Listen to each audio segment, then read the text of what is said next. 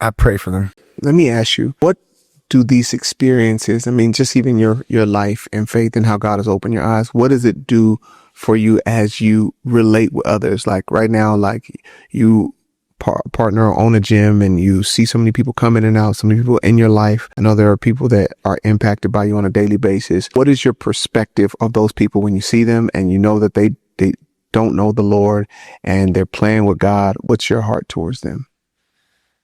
I pray for them. My best friend is an atheist, which is crazy. And he knows everything I tell him. He knows. I tell him all the time. I pray for him all the time. And it just breaks my heart sometimes because, you know, I love him. He's my brother. And when I see people that don't believe or don't decide to believe or decide to like how I used to live, like God, I'm going to do it whenever the time is right. Mm-hmm. It breaks my heart because there is another, like this life that we're living right now is only like 1% of what's on the other side. How they say the spirit realm is much more real than it is in here. It breaks my heart because it's like, we're no one to judge. We can't say what you're going. Are you going to go to heaven or are you going to go to hell? But you know, just by their actions, we might not make it there. But I do my best, whether they like it or not, to share the gospel.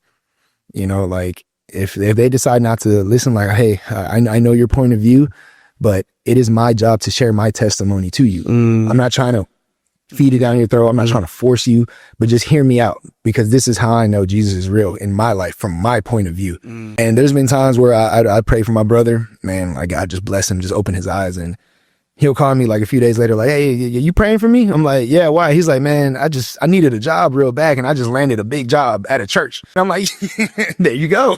Gosh. Like, yeah. And he can do those types of miracles, man. You know? But in the beginning, I wouldn't really say much. And I got convicted one time where it was like, just by you sharing your testimony, you could save somebody's life.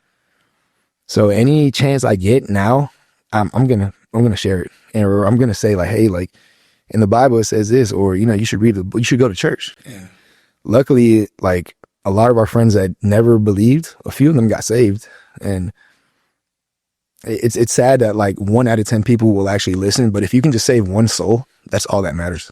Like the views we're getting on the YouTube videos, if it can just reach one person and change their life forever, our job is done. That's right.